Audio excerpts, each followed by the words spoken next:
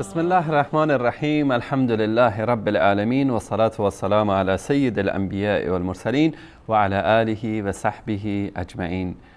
بینندگان عزیز گرامی، سلام الله علیکم و رحمته و برکاته. در خدمت شما عزیزان هستیم با قسمت دیگری از برنامه حجت بی حجت، تا بی حجت بودن دین رافضه‌گری شیعه اثناعشری رو برای شما عزیزان ثابت بکنیم، همانطوری که در طول یکی دو سال گذشته که در قسمت‌های مختلف این برنامه از کتاب حجت الکافی، صحیح‌ترین کتاب شیعه بعد از قرآن کریم آنطوری که ادعا می‌کنند، و در این کتاب بخشی رو به نام کتاب حجت نامگذاری کردن و در این کتاب اومدن و از امامت سیدنا علی رضی الله تعالی عنه تا مهدی موهوم مزعوم روایاتی رو جعل کردن به نام ائمه اهل بیت رسول الله صلی الله علیه و آله و سلم و دروغ و بهتان و تهمت به اونها بستن که گویا امامت این 12 شخص از طرف الله سبحانه و تعالی نازل شده و رسول الله صلی الله علیه و سلم در غدیر خم ابلاغ کردند و اینها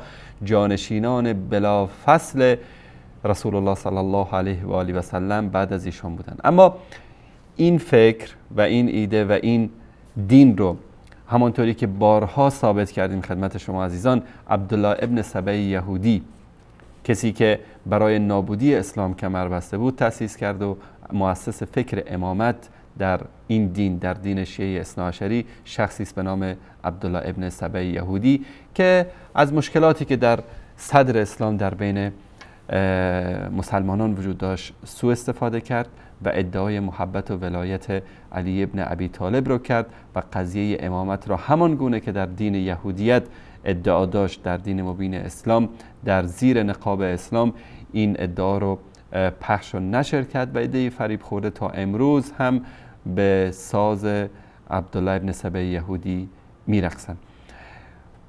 من عرض سلام و خیر مقدم دارم خدمت حضرت مولانا عبدالقدوس دهقان که تقریبا بیش از 1.5 ماه این برنامه تعطیل بود. قبل از رمضان آمادگی برنامه رمضان رو داشتن حضرت مولانا و ماه رمضان هم همونطوری که میدونید شیاطین جن و انس در غل و زنجیر بودن و ما برنامه حجت بی حجت رو نداشتیم و این اولین برنامه است بعد از تعطیلات عید سعید فطر. حضرت مولانا خوش آمدید. الحمدلله رب العالمین، الصلاة والسلام علی نبینا محمد و علی آله و صحبه اجمعین. من خدمت شما و تمامی بینندگان عزیز و ارجمند عرض ادب و سلام دارم و امیدوار هستم که الله متعال هر آنچه را که موجب رضایتش هست به ما توفیق گفتن و به تمام ما و عزیزان ما توفیق اتباع از راهنمودهای قرآن و سنت را انشاءالله اطاعت بفرمایید. همان گونه که شما هم اشاره فرمودید در مورد کتاب حجت که مهمترین بخش کتاب اصول کافی هست و نخستین در واقع کتابی هست که در باب عقاید شیعه نوشتند که بحث اصول کافی به صورت کلی و خصوصا کتاب حجتش که در مورد امامت هست به عقاید شیعه میپردازد. ما بعد از بررسی ابواب امامت، نص و اشاره و موالید ائمه برگشتیم به ابتدا و آغاز کتاب الحجه و ابواب این کتاب را یکی یکی بررسی کردیم و روایاتی را که قابل مطرح کردن بود ما خدمت بینندگان عزیز تعدادی از این روایات را از هر بابی مطرح کردیم و رسیدیم به باب 77 این کتاب که باب ما فرض الله عز وجل و رسوله صلی الله علیه و آله من الكون مع الائمه علیهم السلام. و بینندگان عزیزی که در برنامه قبل با ما بودند این تسلسل مباحث رو حتما به خاطر دارند و آخرین بحثی که قبل از این باب بود باب ان الآیات التي ذكرها الله عز وجل في كتابه هم الائمه علیهم السلام. به خاطر اینکه این بحثا به هم دیگر گره بخورد من خلاصه از این باب را خدمت بینندگان عزیز عرض میکنم. در باب گذشته آقای کلینی بابی رو عنوانش رو این گذاشته بود که آیاتی که در قرآن کریم ذکر شده این آیه و نشانه هایی که الله متعال در قرآن کریم ذکر کرده، اینها همان ائمه شیعه هستند که چندین مورد رو در اینجا آورده و ذکر کرده. و ما تغنی الآیات و النذر، آیات یعنی ائمه. یا در روایت دوم این باب اگر دوستان نمایش بدند خود این روایت رو خدمت بینندگان عزیز من از روی کتاب بخونم که احمد ابن مهران از عبدالعظیم ابن عبدالله الحسنی از موسی ابن محمد العجلی عن یونس ابن یعقوب روایت کرده از ابو جعفر فی قول الله عز وجل و کذبوا بآیاتنا کلها، یعنی الاوصیاء کلهم. اینجا آیات را که در اینجا آمده کذبوا بآیاتنا کلها گفته یعنی این که اوصیاء الهی رو تکذیب کردن. من برای این مطلب رو عرض کردم خدمت بینندگان ارجمند و عزیزمون که هر جایی که شیعه از آیات قرآن بخواهد برای اثبات عقاید خودش، عقایدی که منافات داره با عقیده اهل سنت و الجماعت و جزء مواردی هست که اختصاصات و ویژگی های شیعه هست، اگر بخواد استدلال بکنه حتما یا آیه رو تحریف میکنند، یا تحریف لفظی یا تحریف معنوی، یا این که در واقع قطع و برید میکنند آیات رو، ما قبل و ما بعدش و سیاق و سباق آیه رو در نظر نمیگیرند و مطلبی رو یعنی بر این آیه تحمیل میکنند که به هیچ عنوان با ما قبل و ما بعد خودش سازگاری نداره. من جمله این آیات و آیاتی که در ابواب قبل از این آیات استدلال کرده بودند و همچنین آیاتی که در تمام کتاب اصول کافی و کتاب الحجه از اون استدلال شده از این قبیل آیات هستند. این آیه رو من در هفته‌ای که در واقع این برنامه بود قبل از ماه مبارک رمضان کاملا توضیح دادم که این آیه کذبوا بآیاتنا کلها اینو الله متعال در مورد فرعون میگوید، هیچ ربطی به امت اسلام ندارد و هیچ ربطی به اوصیا و ائمه اثنا عشر در واقع نداره. بحث فرعون هست و تکذیب آیات الهی، که آیات الهی یعنی نشانه ها و معجزاتی که حضرت موسی علیه السلام برای فرعون آورد که 9 تا معجزه بودند، اینها رو فرعون و فرعونیان در واقع رد کردند. این آیه در سوره قمر هست، الله متعال میفرماد لقد جاء آل فرعون النذر کذبوا بآیاتنا کلها. نذر یعنی ترسانندگان ما، پیامبران ما نزد آل فرعون رفتند و اونها را انذار کردند، اما آل فرعون و فرعونیان آیات الهی رو همگی رو تکذیب کردند. الان در این آیه به از زبان امام ابو جعفر تراشیدند که منظور از آیات یعنی اوصیا هست، یعنی این که فرعون اوصیای الهی رو تکذیب کرد. خب این یک حرف بی رفت و بی معنی هست که هیچ انسان عاقلی چنین چیزی رو قبول نمی کند. حضرت موسی علیه السلام نیومده بود که ائمه اثنا عشر رو معرفی بکند، اونا که فرعون و فرعونیان اونها رو رد بکند. غیر از این الله متعال این آیاتی رو که در اینجا کذبوا بآیاتنا کلها، این رو در جاهای دیگری از قرآنی رو کاملا معرفی کرده. به طور مثال سوره اعراف آیه 133 الله متعال میفرماد فارسلنا علیهم الطوفان والجراد والقمل والضفادع والدم آیات مفصلات.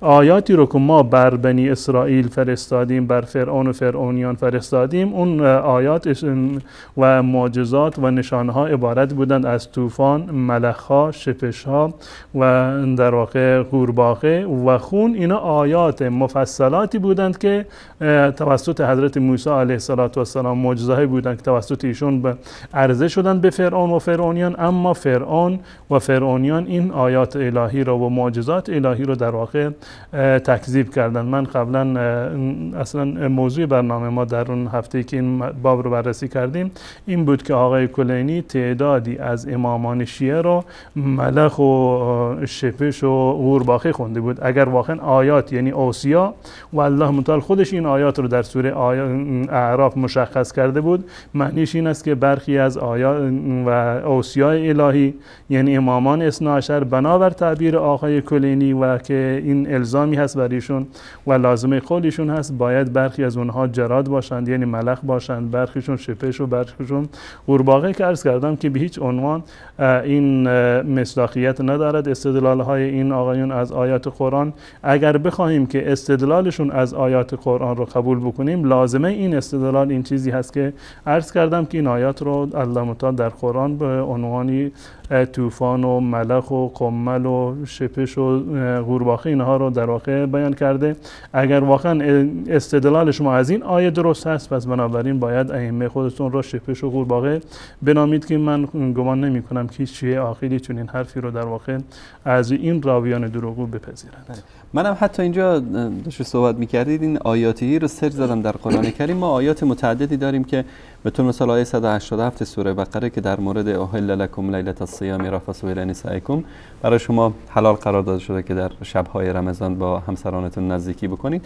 در آخرش میگه کذالک یبین الله آیاته للناس. حالا اینجا اینو چی تفسیر میکنن؟ یا در قضیه ولا تنکحوا المشرکات در آخر آیه میگه و تبین آیاته للناس لعلهم یتذکرون. بله این مورد هست، موردی که عرض کردم. غیر از این الله متعال بسیاری از جمادات را در واقع آیه معرفی کرده، مانند شتر رو. اگر واقعا هر کلمه آیه که در قرآن اومده یا آیاتی رو که الله متعال در قرآن ذکر کرده قرار باشه که ائمه باشن، لازمش این است که بسیاری از این جمادات رو و از این حشرات رو باید به ائمه تعبیر بکنیم. گرچه شیعه در این مورد هم ابایی رو نداشتن. در قرآن کریم بعوضه رو گفتند که پشه این حضرت علی رضی الله تعالی عنه، یا دابت الارض رو که در قرآن اومده تعبیر به حضرت علی رضی الله تعالی عنه کردن. در واقع اینا دوستانی هستند که دوستان نادان یا دشمنان دانایی هستند که به این طریق میخواهند به اهل بیت رسول الله صلی الله علیه وسلم جسارت بکنند. جزاکم الله خیر. بله بینندگان عزیز گرامی، همونطوری که بارها اشاره کردیم، اینها میخوان با دروغگویی، با تلبیس، با ساختن احادیث جعلی یک اعتقادی رو که ساخته و پرداخته ذهن پلید عبدالله ابن سبع یهودی، این دشمن اسلام بوده، این رو خلاصه بقبولانن هر طوری که شده، ولو اینکه آسمان و زمین زیر سوال بره، ولو اینکه ذات اقدس الهی زیر سوال بره، ولو اینکه به پیامبر بزرگوار اسلام صلی الله علیه و آله و سلم توهین بشه، اهانت بشه، اما باید اینها عقیده خودشون رو ثابت بکنن. من در مورد عبدالله ابن سبع یهودی صحبت کردم. اگر که دوستان نشون بدن، این کتاب الانوار النعمانیه است از سید نعمت الله جزایری. در احمد جان اگر نشون بدی، بله، در صفحه بعدیش اینم شناسنامه ای کتاب، اینم سال چاپش سال 2010 1431 هجری قمری چاپ شده. در اینجا در مورد سبعیه میگه که اینجا عبدالله ابن سبع اعتقاد داشته که علی خدا هست و از شیعیان علی بوده و قبل از اینکه اسلام بیاره یهودی بوده. در یهودیتش معتقد به امامت یوشع ابن نون بعد از موسی بوده و وقتی هم که این گفته شده که انه اول من اظهر قلب وجوب الامامت علی، اولین کسی بود که ادعای امامت علی رو کرد که گفت واجب است و از ایشون اصناف غلات شیعه جدا شدن و عبدالله بن سبع یهودی میگفت که علی نمرده و کشته نشده و میگفت که ابن ملجم شیطانی رو که به صورت علی بوده کشته و علی در آسمان است و صدای رعد که از صدای علی است و خود بلات دیگری که وجود داره و میتونید در کتاب فرق شیعه نوبختی و قمی هم در مورد فرقه سبعیه و ادعای باطل و توهین به اصحاب و نزدیکان رسول الله صلی الله علیه و سلم که بانی لعن و تن در صحابه، در ابوبکر و عمر و عثمان، عبدالله ابن سبع یهودی بود که متاسفانه امروز طرفداران بیشماری در بین آخوندهای رافضی و مدعیان دروغین تشیع داره. با هم میان برنامه میبینیم و دوباره در خدمت حضرت مولانا عبدالقدوس دهقان.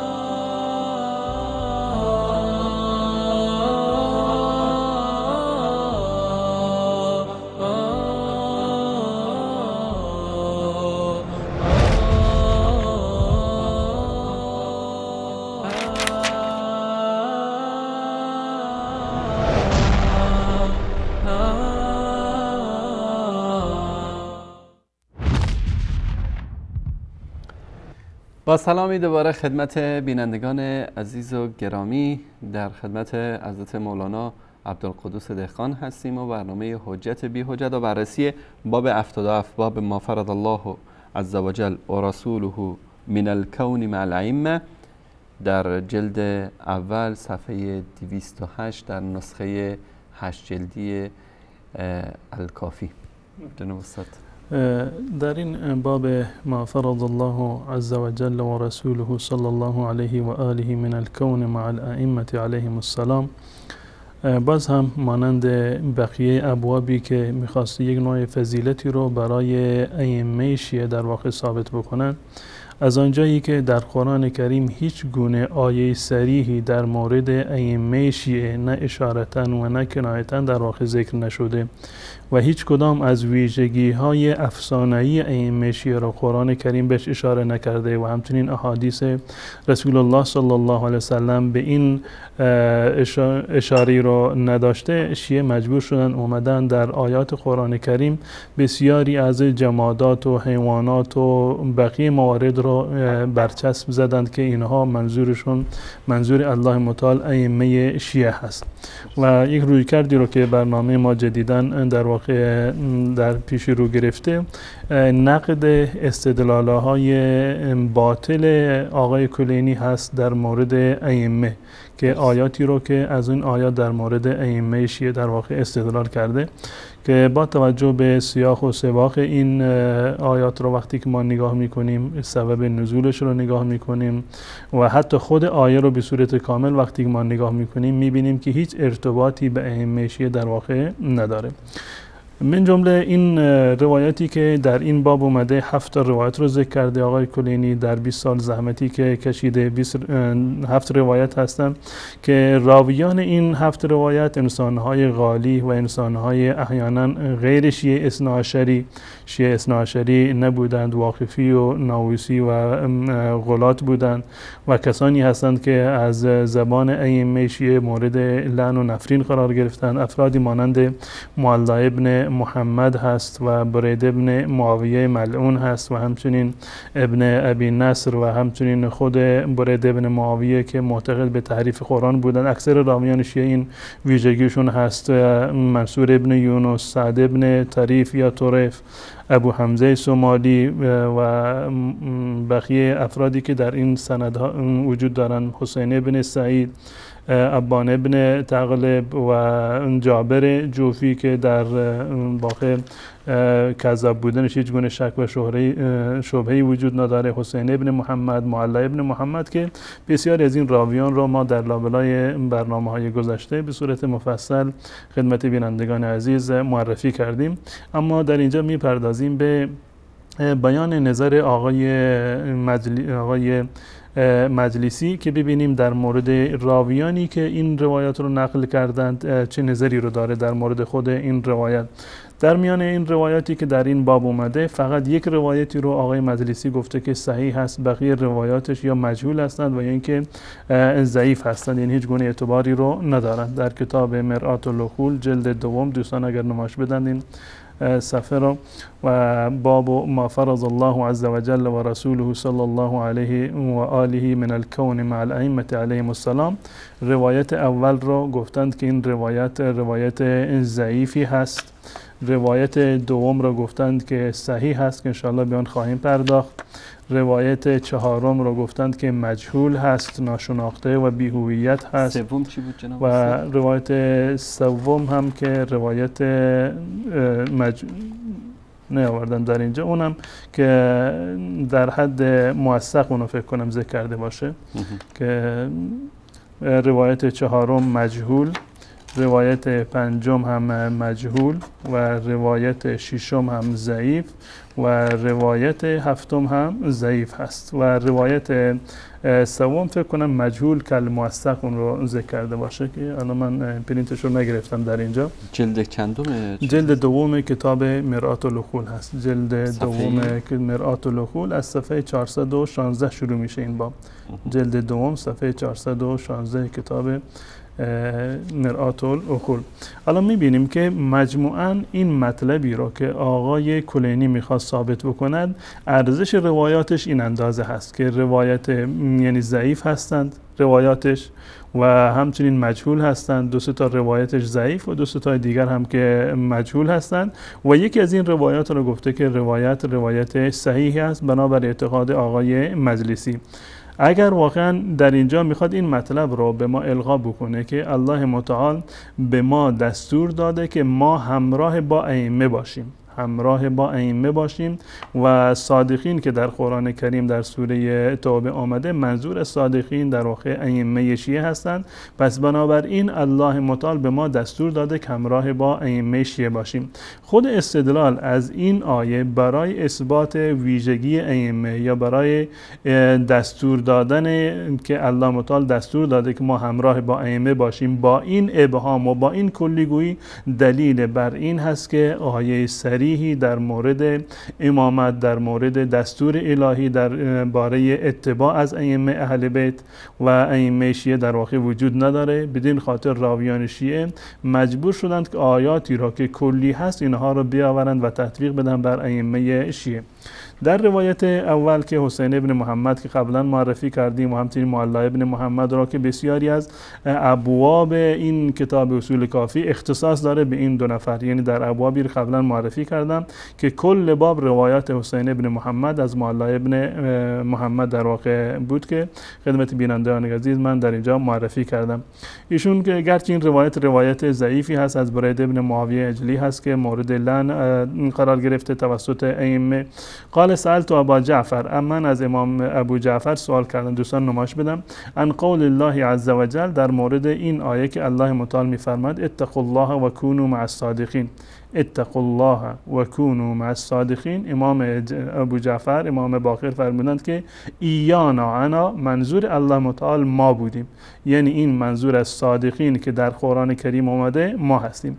و همچنین روایت دومی که در اینجا هست و آقای مجلسی گفته بود که این روایت صحیح است، همین مطلب را آورده که سوال کردند از ابن ابی نصر، احمد ابن ابی نصر اینو از ابوالحسن رضا نقل کرده. قال سألت عن قول الله عز وجل، از امام رضا من سوال کردن در مورد این آیه یا ایها الذین آمنوا اتقوا الله و کونوا مع الصادقین، قال الصادقون هم الائمه و الصدیقون بطاعتهم، که منظور از صادقین که در این آیه اومده همان ائمه شیعه هستند. این ادعایی هست که در این مورد آقای کلینی در واقع از زبان این راویان این رو در واقع جعل کرده و به خورد شیعیان داده و امروزه شیعیان گمان میکنند و کونوا مع الصادقین من این که الله متعال دستور داده که کونوا مع اهل البیت یا مع الاوصیا یا امامان اثنا عشره شیعه، که هیچ گونه اشاره‌ای در قرآن کریم به این افراد در واقع نشده. این روایت آقای مجلسی، خب برای مجلسی راحته که چون این روایتی رو در واقع بگوید که روایت صحیح است، ولو این که راویش یک شیعه غیر امامی باشد یا یک شیعی باشد که اصلا معتقد به قرآن نیست، قائل به تحریف قرآن هست، اینها عیب و ایراد نیستن نزد شیعه. اگر یک فردی قرآن رو قبول نداشته باشه، قائل به تحریف قرآن باشه، برای شیعه کاملا محترم هست، انسان مورد اعتمادی هست، ثقه هست و حرف و روایتش هم قبوله. کسانی که به قرآن اعتقاد ندارند خب میتوانند که چون این روایت رو در واقع قبول بکنند، اما شیعیانی که واقعا قرآن رو کلام الله متعال میدونند و این مصحفی رو که امروزه در اختیار ما مسلمانان هست بدون کم و کاست این رو در واقع مقدس میدونند، کلام الله میدونند، به هیچ عنوان نمیتونند که به روایات افرادی مانند ابن ابی نصر در واقع استدلال بکنند یا چنین روایتی رو قبول بکنند. این ابن ابی نصر و همچنین خود برید ابن معاویه که در روایت اول اومده بود، با اینکه روایت ضعیف هست، اینها جزء راویان تحریف قرآن هستند. من جمله در کتاب رجال کشی مطلبی رو از این ابن ابی نصر در واقع ذکر کرده که دلالت بر این داره که این آقا جزء کسانی هست که معتقد به تحریف قرآن بودن. دوستان نمایش بدن، این کتاب رجال کشی هست که بارها این کتاب رو دیدند و مشاهده کردند. جزء مهمترین کتاب‌های شیعه در باب رجال و جزء متقدم این کتاب‌های نخستینی هست که شیعه در این باب نوشتن و راویی که در اینجا معرفی کرده راویش با شماره 480 هست، احمد ابن محمد ابن ابی نصر البزنطی.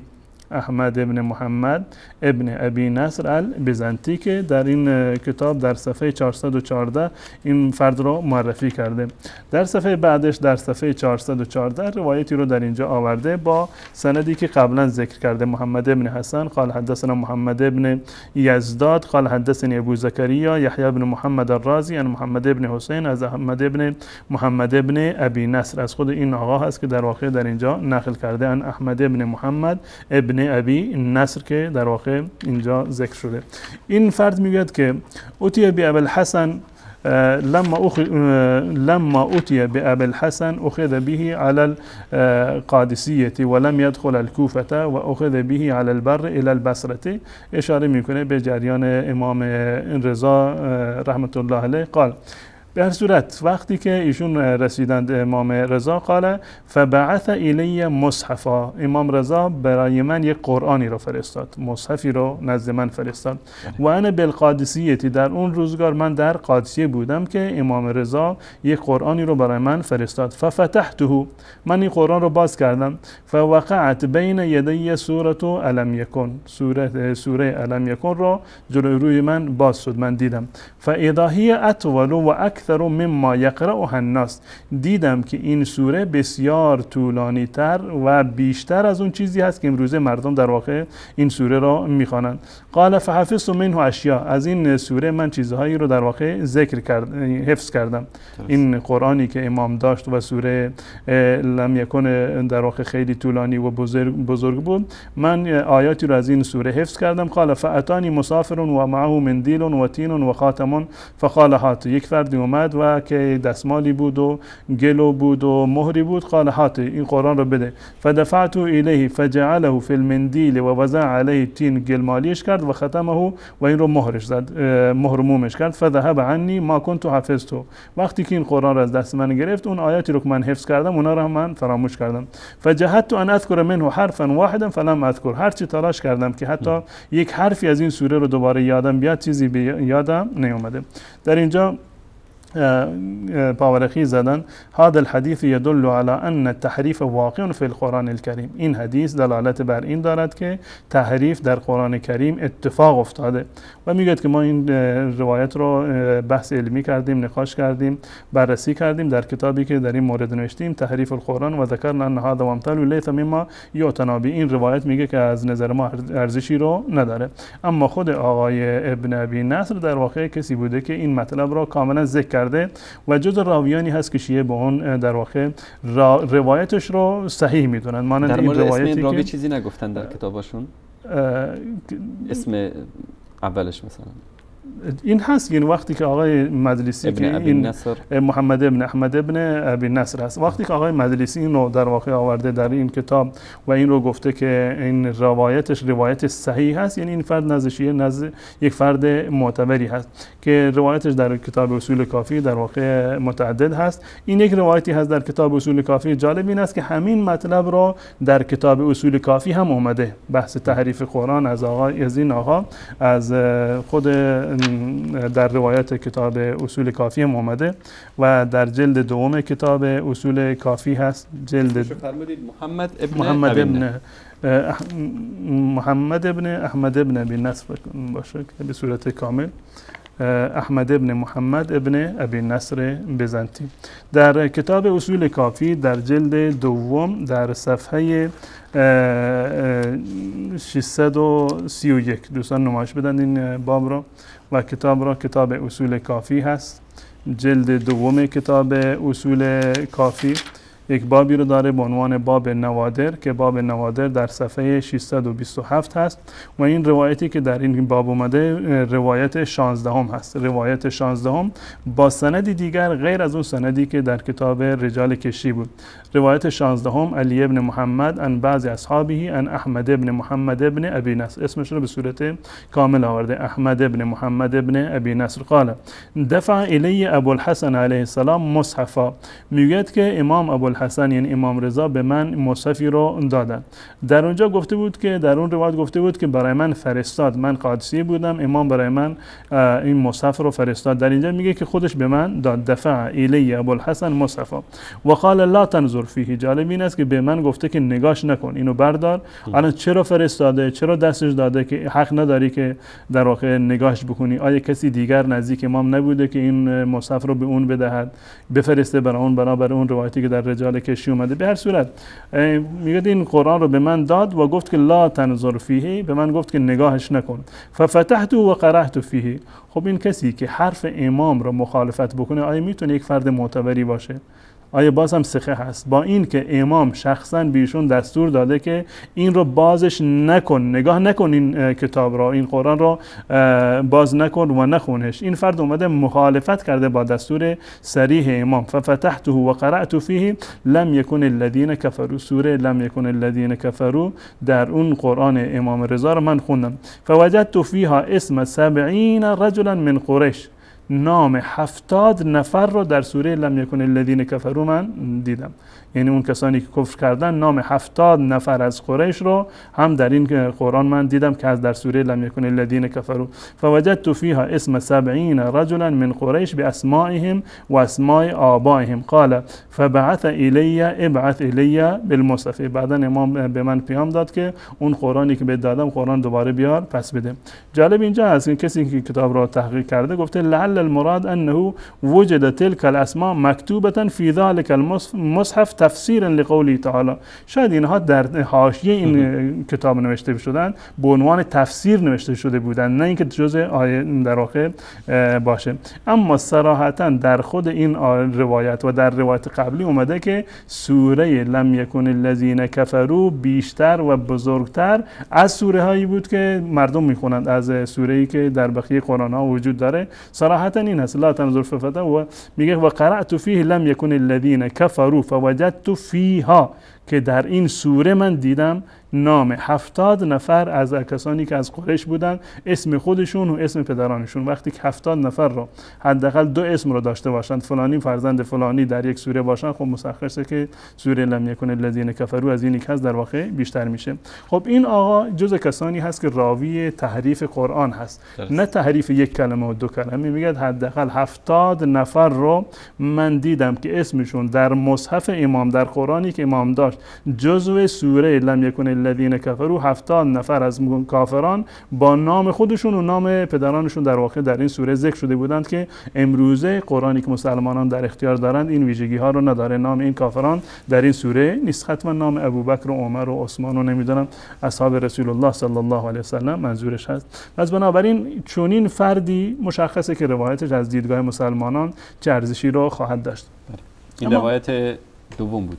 بله، روایت دومی که آقای احمد ابن محمد ابن ابی نصر اینو روایت کرده. خب این از نظر خود ارزش این روایت که عرض کردم که از دیدگاه ما مسلمانان اگر مجلسی که نه، اگر تمام شیعه اتفاق نظر داشته باشند که این روایت صحیح است، مادامی که راویانش حتی خود محمد ابن یحیی، احمد ابن محمد اونا وضعیت بهتری رو ندارن، تمام اینها جز راویان تحریف قرآن هستن. من چون که بقیه راویانش رو قبلا خدمت بینندگان عزیز مطرح کردم از اونها نامی نبردم، اما تمام راویانش جز راویان قرآن کریم هستند و چنین کسانی از دیدگاه هیچ مسلمانی ارزش این رو ندارند که ما در واقع حرف ایشون رو در مورد دین خودمون و در مورد عقیده خودمون قبول بکنیم. گذشته از این که این روایت چه روایتی هست و چه درجه‌ای رو داره، آقای ابن ابی نصر فرض کنیم که اصلا خودشون جز اولیاء الله باشه، جز اهل بیت باشه، جز نمیدونم موثق‌ترین افراد باشه، حتی محمد ابن یحیی، احمد ابن محمد و این آقای ابی نصر بالفرض اینی که جز شایسته ترین انسانهای روزگار خودشون و 100% در واقع ثبت و ثقه و عادل باشند، اما خود این آیه‌ای که در اینجا اومده به هیچ عنوان مصداقیتش 100% تنها و فقط ائمه نیستن. ما در مورد ائمه شیعه که شیعه خودشون رو به این ائمه نسبت میدن و هیچ ارتباطی و هیچ در واقع تناسبی با این ائمه ندارن، به هیچ عنوان نمیتونند پیرو ائمه شیعه و اهل بیت رسول الله صلی صلی الله علیه و سلم باشند. اما این بزرگان را از سیدنا علی رضی الله تعالی عنه، حسن، حسین، زین العابدین، باقر، صادق، تمام این بزرگواران را ما انسان‌های راستگوی می‌دونیم. از دیدگاه ما انسان‌های صادقی هستند. روایاتشون در کتاب‌های حدیثی اهل سنت و الجماعت من جمله صحیح بخاری، صحیح مسلم و بقیه سنن روایاتشون در واقع وجود داره. از نظر ما انسان‌های صادق و ثقه و عادلی بودند و هیچ گونه اشکالی در این زمینه وجود نداره. اما این مطلب که منظور الله متعال و هدف الله متعال از این آیه صرفاً و صرفاً اهل بیت باشند یا این تعداد مشخصی از اهل بیت باشند یا ائمه شیعه باشند، این مطلبی هست که به هیچ عنوان نه از نظر عقلی قابل قبول هست و نه از نظر خود نقلی در آیات قرآن کریم. وقتی ما نگاه بکنیم صدیقان را و صادقان را الله متعال کاملا معرفی کرده و هیچ گونه اختصاصی به ائمه شیعه ندارد. عرض کردم گرچه ما ائمه ای را که شیعه خود را به آن انتساب میدهند و از بزرگان اهل سنت هستند و از بزرگان اهل بیت رسول الله صلی الله علیه وسلم هستند، ما اونها را صادق میدونیم، انسانهای صادق و راستگویی بودند. اما تنها این که معتقد باشیم که صادقین فقط و فقط یعنی ائمه اهل بیت و دیگران صادق نیستند، این با عقل و با منطق و با آیات قرآن کریم در واقع هیچ گونه همخوانی رو نداره. جناب استاد، حدیث سوم رو من خدمتتون نشون بدم.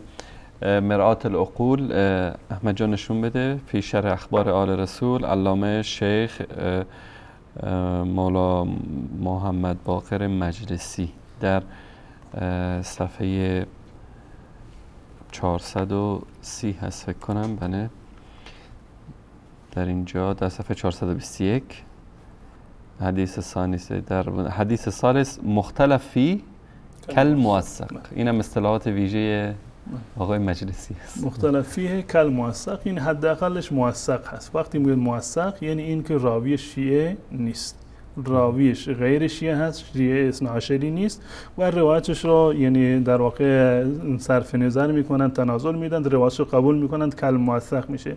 موثق یا قوی یا به این معنی که راوی شیعه اثنا عشری در واقع نیست.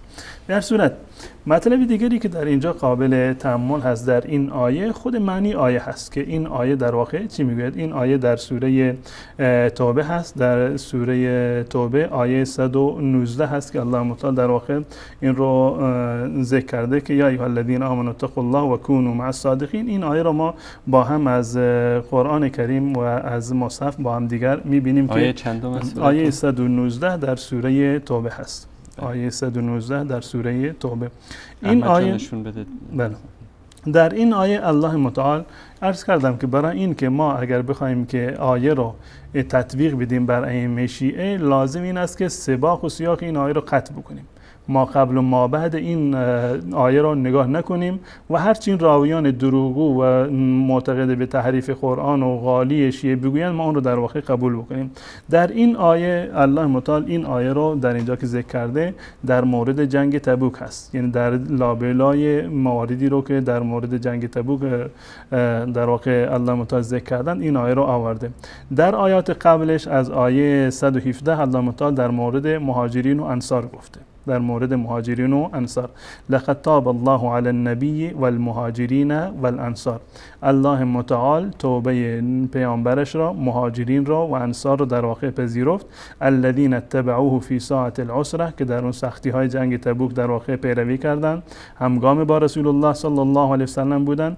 من بعد ما کاد یزیغ قلوب فریق منهم ثم تاب علیهم انه بهم رؤوف رحیم. جالب اینجا هست که هیچ کدام از ائمه شیعه جز مهاجرین و انصاری که در جنگ تبوک بودند نیستند. هیچ کدام از ائمه شیعه بلا استثناء. حتی سیدنا علی رضی الله تعالی عنه که جز مهاجرین هست، شکی در این وجود نداره، جز کسانی نبودند که در این جنگ همراه با رسول الله صلی الله علیه و سلم باشند. پس بنابراین این آیه اساسا نه شامل به صورت کلی در سبب نزولش وقتی که ما نگاه میکنیم این شامل حضرت علی رضی الله تعالی عنه، حسن و حسین و بقیه بزرگواران به هیچ عنوان در واقع نمیشه، زیرا که این در مورد کسانی نازل شده که در جنگ تبوک همراه با رسول الله صلی الله علیه و سلم بودند. اون شیعه هم اعتراف داره که در جنگ تبوک سیدنا علی رضی الله تعالی عنه همراه با رسول الله نبودند، بلکه جانشین ایشون بودن در مدینه. جانشین ایشون بودند و جانشینشون در مورد خانوادهشون بودن، یعنی سرپرستی خانواده خودشون. رسول الله صلی الله علیه و سلم وقتی به جنگ تبوک رفتن این واگذار کردن به حضرت علی و برای امامت نماز فرد دیگری رو رسول الله صلی الله علیه و سلم گماشتن، یعنی جانشین تام الاختیار رسول الله نبودن، فقط مسئولیتش نگهداری خانواده رسول الله صلی الله علیه و سلم بود و در بقیه امور رسول الله صلی الله علیه و سلم افراد دیگری مانند عبدالله ابن ام مکتوم رو معرفی کرده بودند. خب به هر صورت از اینجا شروع میشه. الله متعال میفرماد و علی الثلاثه الذین خلفوا، الله متعال توبه 3 نفر دیگری رو از اصحاب رسول الله که جز صادقین بودند و الله متعال توبه اونها رو در واقع پذیرفت، یعنی منافقینی که بودند اونها رو جدا کرده.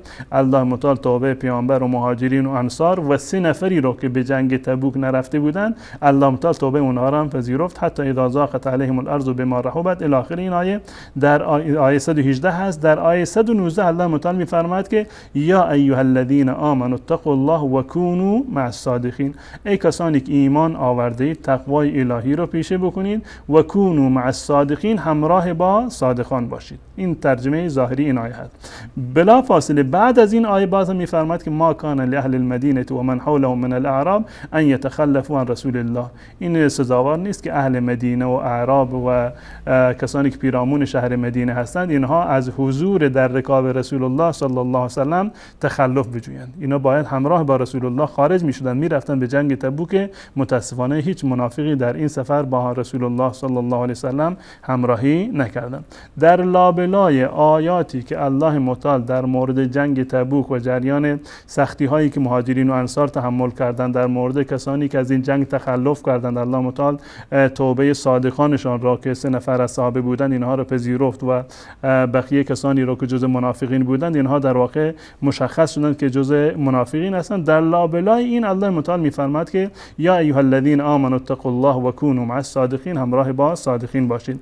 و همراه و معنی این آیه هم این نیست که شما پیرو صادقین باشید، شما به صادقین ایمان بیاورید، بلکه خودش الله متعال در اینجا میفرماد که شما اهل تقوا باشید، اوامر الهی رو انجام بدهید، از نواهی الهی اجتناب بکنید تا این که سرانجام شما در زمره صادقان باشید یا همراه با صادقان باشید در روز قیامت. پس بنابراین این آیه هیچ گونه اختصاصی رو به ائمه شیعه ندارد. اگر سبب نزولش رو و این مواردی رو که این آیه در لابلش قرار گرفته نگاه بکنیم که در مورد جنگ تبوک است، حتی حضرت علی رضی الله تعالی عنه هم شامل نمی شود، بلکه به صورت عمومی هست. این آیه رو معنی این آیه به صورت دقیق این است که الله متعال می‌فرماید که یا ایها الذین آمنوا اتقوا الله، تقوای الهی رو پیشه بکنید تا این که در روز قیامت شما همراه با صادقان باشید. تا این که در روز قیامت اگر شما در دنیا متقی و پرهیزگار بودید، یعنی این که در روز قیامت شما همراه با در واقع صادقان خواهید بود. این آیه رو نمونهش رو الله متعال در قرآن کریم همین در واقع مطلب را با تعبیر دیگر الله متعال در سوره نساء آیه 69 این رو در واقع ذکر کردن. سوره نساء آیه 69 الله متعال میفرمایند که همین مطلب رو الله متعال در اونجا هم ذکر کرده و میفرمایند که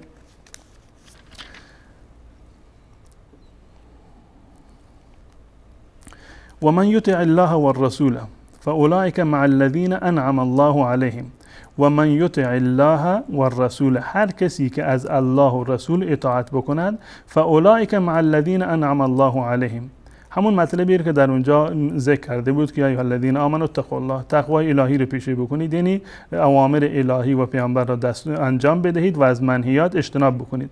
در اینجا میفرماد و من یطع الله و الرسول، و هر کسی که از الله و رسول اطاعت بکند فاولئک مع الذین انعم الله علیهم، نتیجه چه خواهد بود؟ این است که آنها، این افرادی که از الله و رسول اطاعت میکنند در روز قیامت همراه با کسانی خواهند بود که نعمت هدایت و رستگاری رو الله متعال به آنها داده. الذین انعم الله علیهم من النبیین و الصدیقین و الشهداء و الصالحین، و حسن اولئک رفیقا، اینها همراه با کسانی خواهند بود که منعم علیهم هستند، پیامبران و صدیقان و شهدا و صالحان. و حسن اولئک رفیقا، و اینها در واقع رفیقان و همراهان در واقع صالحی در روز قیامت برای این گونه افراد خواهند بود.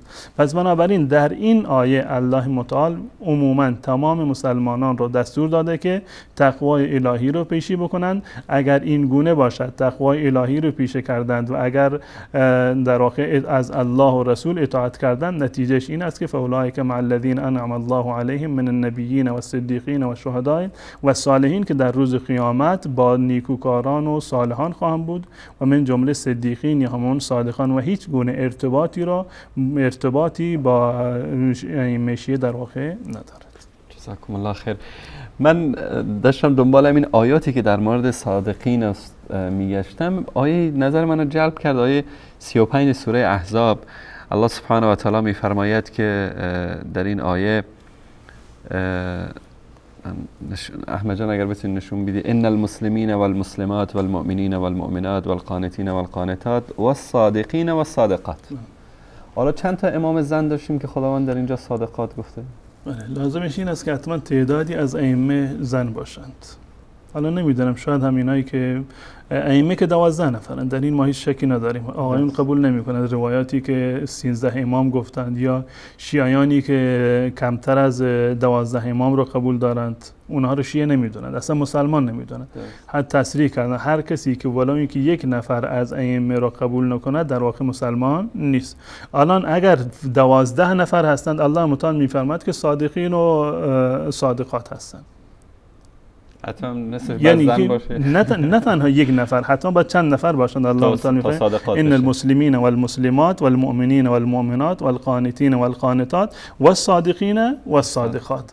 یعنی این که تعدادی از اگر صادقین یعنی فقط و فقط اهل بیت رسول الله ائمه شیعه، خب صادقات هم باید همین معنی رو داشته باشه. یعنی تعدادی از تعدادی امام زن و تعدادی امام مرد باید در واقع داشته باشن. اما عرض کردم که با توجه به آیاتی که در قرآن کریم وجود داره، الله متعال حتی صادقین را یا صادقات را در قرآن کریم کاملا مشخص کرده که هیچ گونه ارتباطی با ائمه اهل بیت رسول الله صلی الله علیه و سلم نداره. گرچه عرض کردم که ما ائمه اهل بیت را، علی را و فرزندانش را جز صادقین میدونیم، جون انسان‌هایی میدانیم که صادق بودند، صدیق بودند، رازگو و درستکار بودند. در این هیچ گونه شک و شبهه‌ای رو ما نداریم. جز انسان‌های عادل بودند، ثقه بودند، جز راویان اهل سنت و الجماعت هستند، جز بزرگان اهل سنت و الجماعت هستند و هیچ ارتباطی رو به شیعه ندارند. اما این که فقط صادقین رو که در قرآن هر جا اومده باشه یعنی مساوی با ائمه شیعه، لازمش این است که صادقات هم باید مساوی باشه با ائمه شیعه، که تعدادی از ائمه شیعه باید زن باشند. اگر 12 تا هستند و بیشتر نیستند، حتما تعدادی از این 12 تا زن بودند و مرد در واقع نباید باشند. اگر 12 تا مرد بودند، باید تعدادی دیگر ائمه زن هم در واقع داشته باشند. الله متعال در قرآن کریم در آیه 177 سوره بقره، 177 سوره بقره، الله متعال اون کسانی رو که اهل صدق هستند و صادق هستند، الله متعال اونها رو در واقع معرفی کرده که می‌بینیم هیچ گونه اختصاصی به ائمه شیعه در واقع ندارند. آیات دیگری هم در این زمینه هست که در واقع مصداقیتشون و دلالتشون صریح‌تر و واضح‌تر است. به طور مثال الله متعال در این آیه می‌فرماید که لیس البر ان تولوا وجوهکم قبل المشرق والمغرب، در مورد تغییر قبله، ولکن البر من آمن بالله، بر و نیکی و احسان این است که انسان ایمان بیاورد به الله. اینجا مواردی رو که جزء اصول ایمان هستند و ارکان ایمان هستند الله متعال ذکر می‌کند که ولکن البر من آمن بالله، بر و نیکی و احسان یعنی این که انسان ایمان بیاورد به الله و روز قیامت و الملائکه و فرشتگان و کتاب‌های آسمانی و نبیین و در واقع پیامبران. 5 مورد از ارکان ایمان رو الله متعال در اینجا ذکر کرده و برخی دیگر از اعمال را. و آت المال علی حبه، مال را، ثروت را با اینکه دوستش دارد این رو باید بدهد، صدقه بکند، به ذوی القربا بدهد، به یتاما بدهد و المساکین و ابن السبیل، به مساکین بدهد، به مسافران و رهگذران بدهد و سائلین، کسانی که گدا هستند و سوال میکنند به اونها بدهد و فرقاب، برای آزادی برده ها بدهد و اقام الصلاه، و این فرد و بر و نیکی است که انسان مقیم صلات باشه، نماز را اقامه بکند و آت الزکات، زکات بپردازد و الموفون بعهدهم، وفادار به عهد باشند اذا عاهدوا و صابرین فی البأساء و الضراء و حین البأس، در سختی و در تنگی و مشقت و هنگام جنگ باید صبر بکنند. اولئک الذین صدقوا، اینها کسانی هستند که راست گفتند.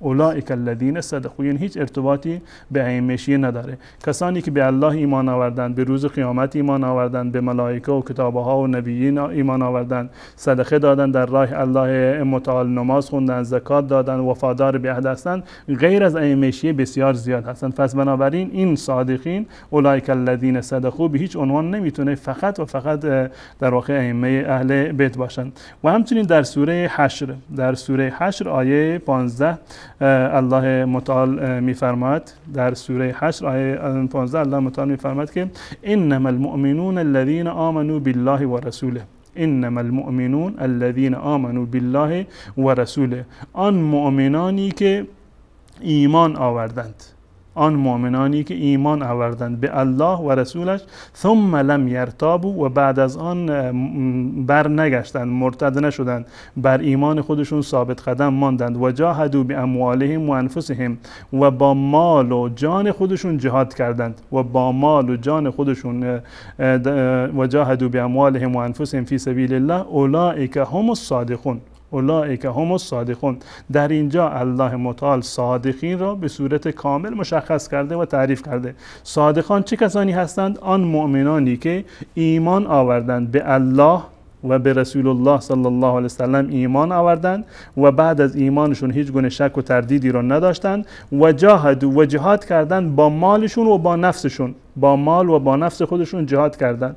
اینها الله متعال میفرماید اولئک هم الصادقون، صادقان اینها هستند.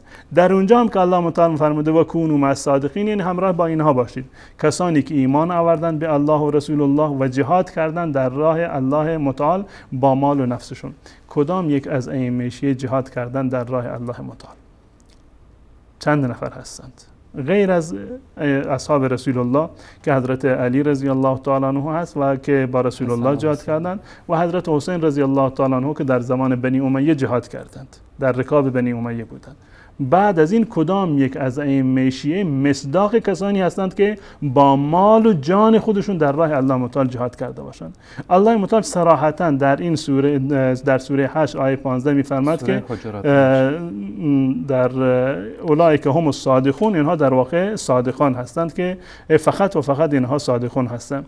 و غیر از این در جای دیگری الله متعال در سوره 8 آیه 15 در سوره حجرات بود، در سوره حجرات، و در سوره حشر آیه 8 هست که الله متعال باز همین مطلب را اولئک هم الصادقون رو در واقع ذکر می‌کند. این رو در مورد مهاجرین میگه، در مورد مهاجرین و انصار که در واقع صدقات باید به این فقرا داده باشه، للفقراء المهاجرین الذين اخرجوا من دیارهم و اموالهم. صدقات را باید به فقرای مهاجرینی بدهیم که الذین اخرجوا من دیارهم و اموالهم یبتغون فضلا من الله و رضوانا و ینصرون الله و رسوله اولئک هم الصادقون. بازم در اینجا الله متعال این تعبیر رو دارند که اولئک هم الصادقون، صادقان اینها هستند. در واقع در این دو آیه الله متعال صراحتاً صادقین رو کاملا معرفی کرده. این دو تا آیه رو در کنار اون آیه بذارید که کونوا مع الصادقین، این همراه با این باشید. فقرای مهاجرین، اون کسانی که از خانه و کاشانه خودشون در واقع رانده شدن، غیر از حضرت علی رضی الله تعالی عنه، کدام یک از ائمه شیعه جز مهاجرین هستند؟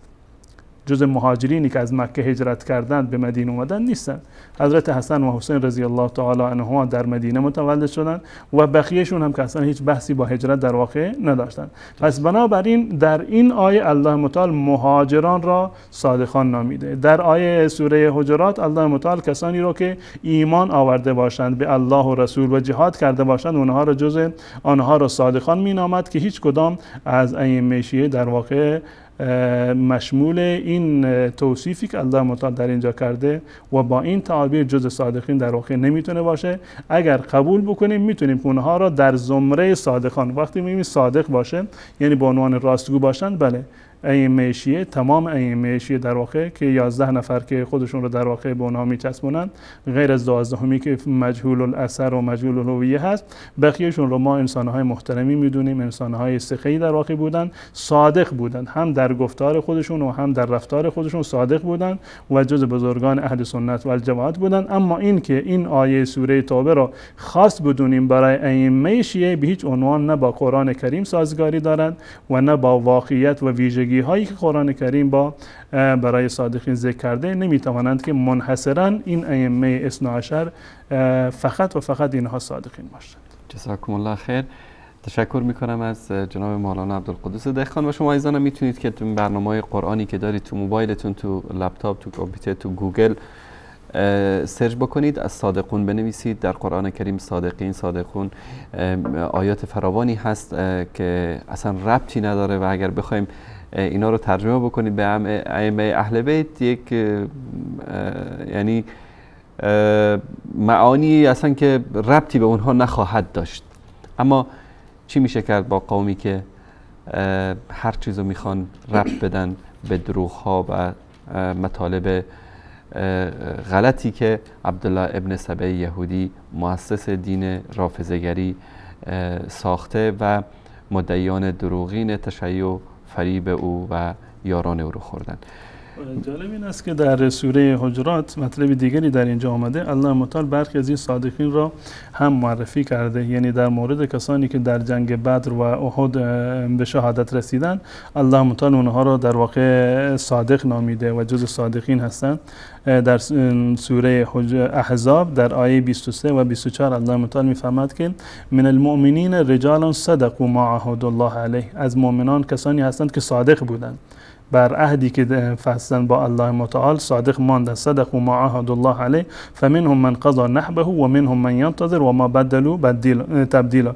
بعضی از آنها درگذشتند، وفات کردند، کسانی که در جنگ بدر و احد از مسلمانان به شهادت رسیدند، و منهم من ينتظر، و بعضیشون همچنان منتظر هستند که به شهادت برسند. و ما بدلوا تبدیلا. در آخر میفرماد که به چه خاطر این بعد از این توصیف کسانی که در جنگ بدر و احد در واقع به شهادت رسیدند، لیجزی الله الصادقین بصدقهم، الله متعال صادقین را به خاطر صدقی که داشتن اونها را پاداش خیر در واقع بدهد، و یعذب المنافقین انشاء، و منافقان را در واقع به سزای اعمال خودشان برساند. در اینجا الله متعال با صراحت میفرمایند که بسیاری از صادقین در جنگ بدر و احد در واقع به شهادت رسیدند. خب کدام یک از ائمه شیعه در جنگ بدر و احد در واقع به شهادت رسیدند؟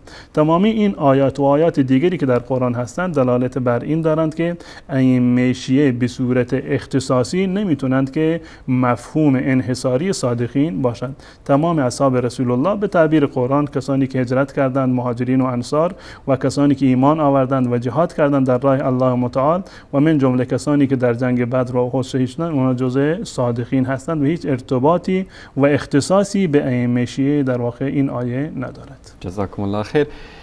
جناب استاد اگر اجازه بدید میان برنامه ببینیم و دوباره خدمت شما باشیم با ادامه بحث در باب 77 و ادعای دروغین آقای کلینی، بزرگترین دروغگوی مذهب شیعه اثناعشری، متاسفانه صاحب صحیح ترین کتاب بعد از قرآن کریم در نزد شیعه، اگر به قرآن ایمان داشته باشند. چون در همین کتاب کافی اومده که قرآن اصلی قرآنی است که 17000 آیت است و در نزد امام زمان است و با خودش برده و از ترس پاره شدن شکمش هم فرار کرده. با ما همراه باشید.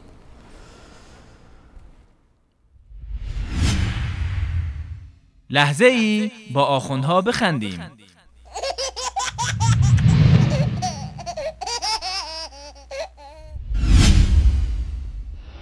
از میان معادن هر معدنی که ولای امیرالمؤمنین رو قبول کرد به تعبیر طلا ارزشمندتر شد. اولین معدنی که از فلزات و عناصر ولای امیرالمؤمنین رو قبول کرد طلا بود.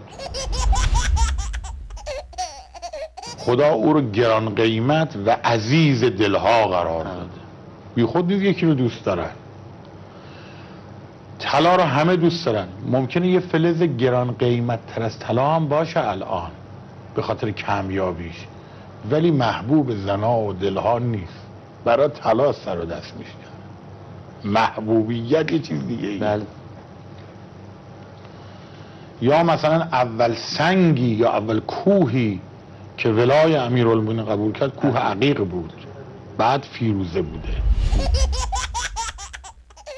ولذا جزو کرائم شده، احجار کریمه شد و انقدر حجر کریمه شد، انقدر عزیز شد که مایه استجابت دعا میشه. همراه داشتن و در دست داشتن این احجاری که غرق در ولایت امیرالمؤمنین صلوات الله و سلامه علیه شدن، اینا باعث استجابت، یعنی اینقدر این عزیزه.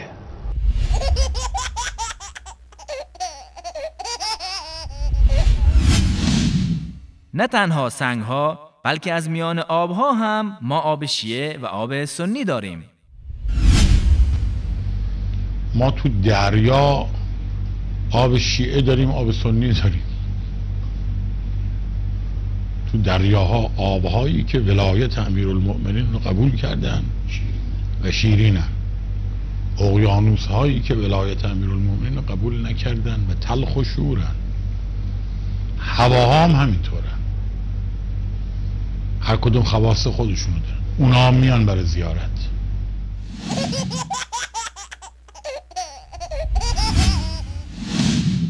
نه تنها در میان سنگ‌ها و آب‌ها بلکه در بین میوه‌ها و سبزیجات و حیوانات و خزندگان هم شیعه وجود دارد. مو بس ترى من البشر، مو بس ترى من البشرية، مو من البشرية، كل شيء اكو موالي واكو معادي. حجارة الكعبة موالية، لكن سقيفة بني ساعدة هذه حجارتها موالية. حجارة الحسينيات والمساجد موالية. حجارة البارات ومحلات الخمور هذه موالية؟ لا. حجارة اللي ينبني بها قبور الأئمة موالية، والحجر اللي صك جبين الحسين موالي؟ حتی در میان حیوانات برخی ها دوستدار اهل بیت هستند و برخی دشمن اهل بیت. في من الحيوانات محب لأهل البيت وفي من الحيوانات مبغض لأهل البيت. هذا الفيل محمود الذي وجه لهدم الكعبة وأبى، هذا مؤمنا بالله، هذا مؤمن بالله. لكن خيول الأعوجية مؤمنة بالله؟ لا.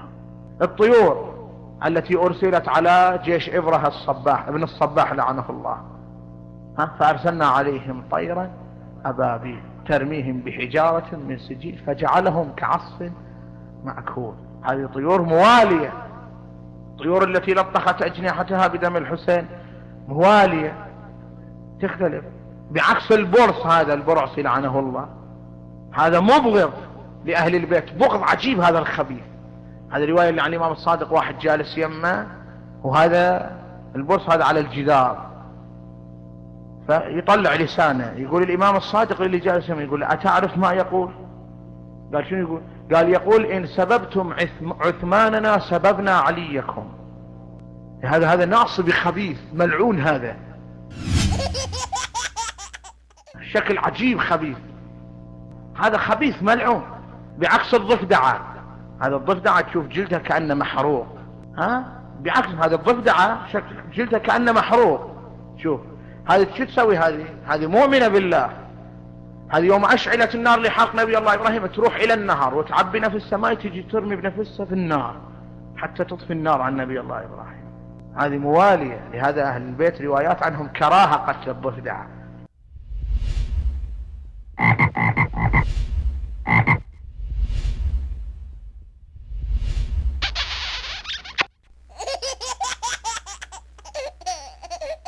لكن استحباب قتل ذاك الخبيث. الكلاب والخنازير والقردة هذه كلها مبغضة لأهل البيت، معادية لأهل البيت. اما این یکی را راست گفته، این سگ‌های پدر سوخته واقعاً دشمن اهل بیت هستند.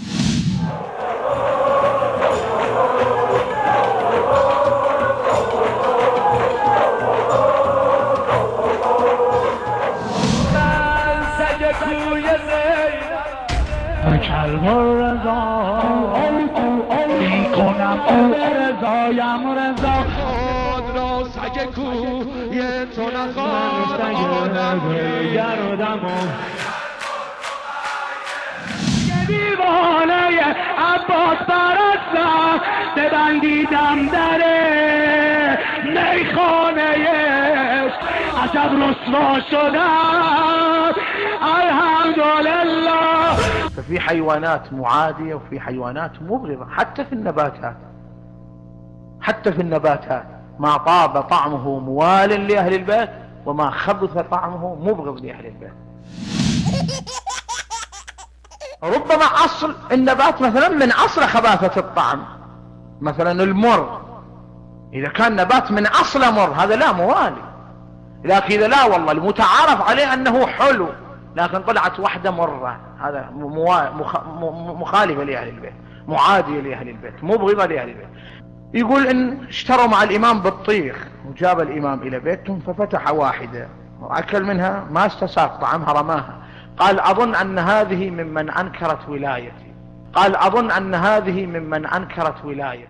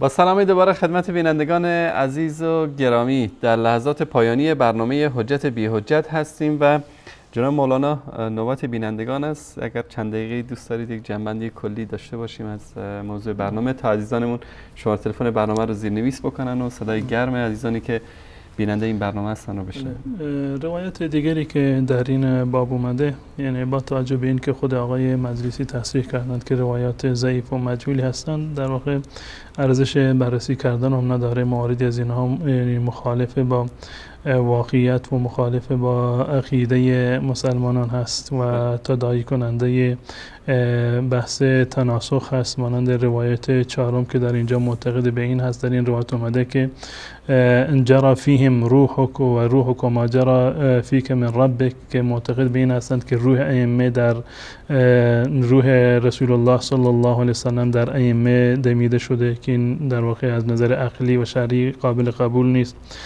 در روایت ششم همچنین اومده که قرآن و اطرت و اهل بیت با هم دیگر حتما همراه با هم بود. و اینی سألت ربی الله یفرق بینهم و بین الکتاب حتی یرد علی الحوض هکذا و ضم بین اصبعیه، که رسول الله صلی الله علیه وسلم دعا کردند که قرآن و اهل بیت از هم دیگر جدا نشوند. اما امروزه ما میبینیم که قرآن و اهل بیت از هم دیگر جدا هستند. اهل بیتی وجود ندارد، ائمه شیعی که حاضر باشه وجود نداره، غایب هست. اما قرآن رو ما در میان خودمون داریم. از دو حالت خالی نیست، یا اینکه این قرآن رو کلام الله بدانیم، قرآن حقیقی و واقعی بدونیم که از امام جدا هست، ما امامی رو مشاهده نکردیم و نمیبینیم، در غیبت هست اما قرآن در غیبت نیست. یا اینکه این قرآن رو تحریف شده بدونیم، قرآن اصلی رو همراه با امام بدونیم که در اون صورت معنی این روایت صحیح می شود، اما مسلمانان در واقع از قرآن اصلی در طول این 1000 و اندی سال در واقع محروم می شوند و هیچ انسان عاقلی همچنین حرفی رو قبول نخواهد کرد. و تمامی این روایت من گونه که عرض کردم روایاتی هستند که غیر از روایت اول و دوم که روایت اول ضعیف بود و روایت دوم را هم معرفی کردن، صراحتی در مورد این که الله متعال دستور داده باشه کونوا مع الصادقین در واقع ندارند.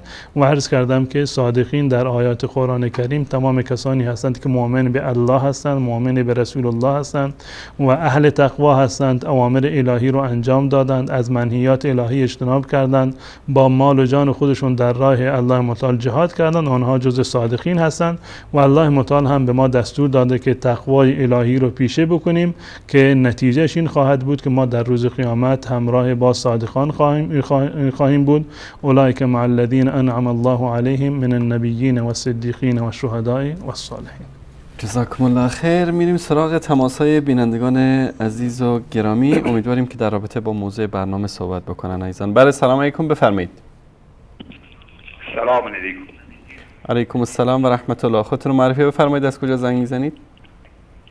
من ارکستر همیشه مزاحمم جناب آقای محمد آقای انصاری. آقا رضایی بفرمایید در مورد حدیث شماره 2 در این باب که آقای مجلسی این حدیث رو در کافی حدیث صحیح میدونه و در اینجا اومده که از صدیقون اینا ائمه هستن و ما ثابت کردیم که این ادعا با آیات قرآن کریم در تضاد است. بله متوجه شدم.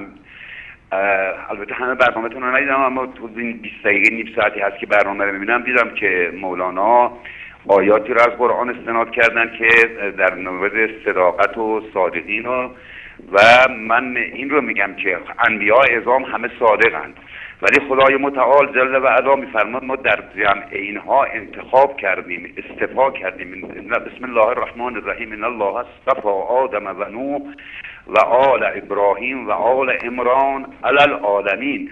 اون چی که ایشون میفرماد به ائمه شیعه نمیخورد این است که خدای متعال میفرماد ابراهیم را، اولاد ابراهیم ذریتون بعضها من بعض والله سمیع علیم. و به همین دلیل هم هست که در سوره رعد میفرماد که به آل ابراهیم و آتیناه ملکا عظیما و آتیناه الکتاب و الحکمه و آتیناه ملکا عظیما.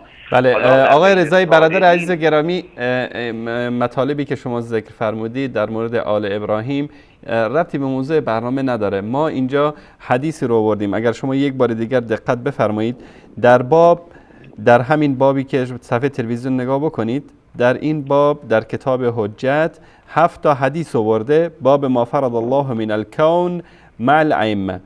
در بین این 7 تا حدیث فقط یکیش صحیح هست، بقیه همه گفتن که ضعیف است و مجهول است و آقای مجلسی هم این کارو کرده، علمای اهل سنت نکردن. و اما تنها حدیثی که در این باب صحیح هست حدیثی است که در اینجا میگه که در قرآن کریم وقتی که صدیقین ذکر شده کونوا مع الصادقین، اینجا از صادقین منظور ائمه اهل بیت است. ما از قرآن کریم ثابت کردیم که نه تنها منظور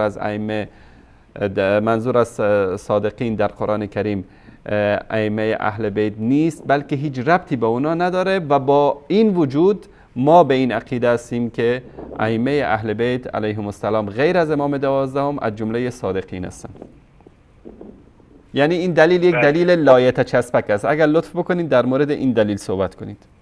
بله، همین عرض می‌کنم که از صادقین می‌فرمایید هستن نیستن، از زمره صادقین، از کاذبین که نیستن که. حالا شما میخواین بفرمایید که از ائمه شیعه نیستن، از صادقین، یعنی منظورتون چیه؟ یعنی منظور صحابه هم هستن از جمله صادقین، منظور ابوبکر و عمر و عثمان هم هستن از جمله صادقین، عایشه و حفصه و طلحه و زبیر اینا از جمله صادقین هستن، همسران پیامبر، دختران پیامبر، فاطمه زهرا، یعنی اینا رقیه و زینب و ام کلثوم و همه از جمله صادقین هستن. اما اینجا وقتی که اینا میگه که کونوا مع الصادقین، یعنی شما باشید با ائمه اهل بیت فقط، چون اینها صادقین هستن، آنچه که در این حدیث اومده. این مغایر با قرآن کریم است. بفرمایید. عرض میکنم، میگم که اونم که صادقین باشند منافات با این نداره که حالا در بین صادقین خدای متعال انتخاب کرده باشد. در کجا انتخاب کرده؟ برای صادقین. در کجای قرآن گفته که در کجای قرآن گفته که صادقین فقط 12 امام شیعه اثنا عشری هستند؟ من الان هم چه ادعایی نکردم.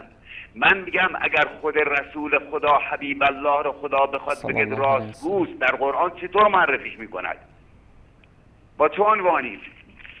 همون عنوانی که حبیبش رو فرموده است، بقیه صحابه رو، بقیه راستگوها رو هم با همون عنوان دیگه واژه دیگه ما نداریم. پس تشکر میکنم آقای رضایی از شما به این عقیده هستید که صادقین صحابه هم صادقین هستن، اهل بیت هم صادقین هستن و هیچ تعارضی وجود نداره. تشکر از شما. ادامه ندم استاد. تشکر. نوبت بیننده بعدی است. الله مطالب ستون کنه. اگر مطلب خیلی مهمی هست میتونید در 10 ثانیه بگید. عرض میکنم همین در بین صادقین خدا انتخاب کرده است. درست. تشکر از شما. تشکر میکنم از جناب آقای رضایی. ما هیچ آیه‌ای در قرآن کریم نداریم که الله سبحانه و تعالی از بین صادقین که در قرآن کریم بارها ذکر شده، از بین صادقین کسانی رو انتخاب کرده باشه و به اونها امامت و ولایت داده باشه. جناب استاد اگر تعلیقی دارید روی این. واقعا حرف ما همین هست. حرف ما دقیقا همین حرفی است که آقای رضایی گفتن، که این استدلالی که آقای کلینی آمده بابی رو انتخاب کرده و اسمش رو گذاشته که کونوا مع الصادقین من الکون مع الائمه، یعنی همراه با ائمه باشید، این حرفشون حرف بیجایی هست، هیچ گونه ارتباطی با ائمه در واقع نداره. صادقین یعنی اصحاب رسول الله، اون گونه که در قرآن اومده، مهاجرینی که از شهر و دیارشون در واقع خارج شدن، اون مؤمنانی که به الله و رسول الله صلی الله علیه و سلم ایمان آوردن، تمام اونها جزء صادقین هستند. و این حرفی که آقای کلینی گفته یعنی مع الائمه، این یک افترایی هست و انحصار و در واقع تحریف معنوی آیه شمرده میشه. بیننده گرامی سلام علیکم، بفرمایید. سلام علیکم. علیکم السلام و رحمت الله.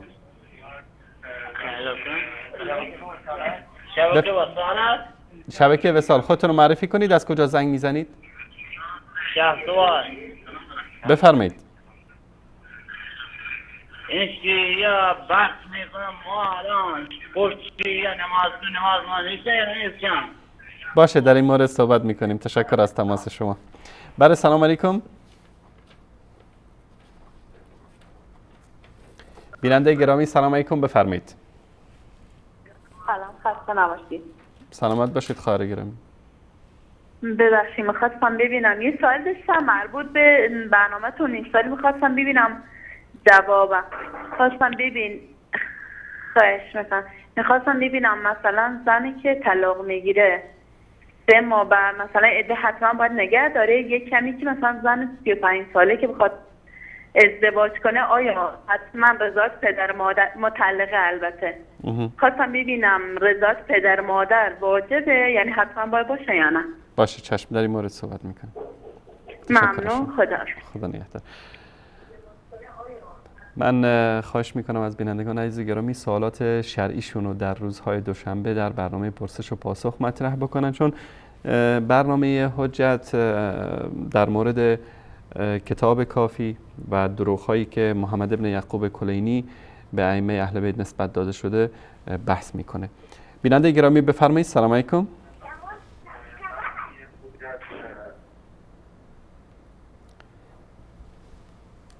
بفرمایید بیننده عزیز. من خواهش میکنم از عزیزانی که تماس میگیرن لطف کنن صدای تلویزیونشون رو کاملا ببندن و با گوشی تلفن صحبت بکنن تا بتونیم صداشون رو داشته باشیم. بله سلام علیکم، بفرمایید. سلام و رحمت الله. علیکم السلام و رحمت الله و برکاته. استاد علی سلام بر شما و شیخ بزرگوار.